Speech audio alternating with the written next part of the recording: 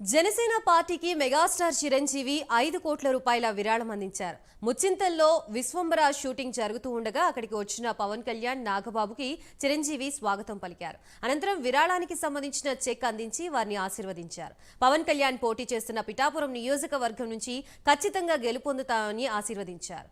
మిగతా అన్ని స్థానాల నుంచి జనసేన అభ్యర్థులు గెలవాలని తాను కోరుకుంటున్నట్లు మెగాస్టార్ చిరంజీవి అన్నారు. అనంతరం సోదరులు ముగ్గురు కొంతసేపు సంభాషించుకున్నారు. ఆదివారం అనకాపల్లిలో జరిగిన విజయభేరి సభలో లోకపావని నూకాలమ్మ దీవెల్ని కోరుతున్న సమయంలో టీవీలో ఆ దృశ్యాన్ని చూసిన చిరంజీవి తన తమ్మునికి తన ఆశీర్వాదం బలంతో పాటు ఆర్థికంగానూ అండగా నిలబడాలనుకున్నారు. ఈ మేరకు 5 కోట్ల రూపాయల చెక్కుని చిరంజీవి సిద్ధం చేసి ఇవాళ అందజేశారు.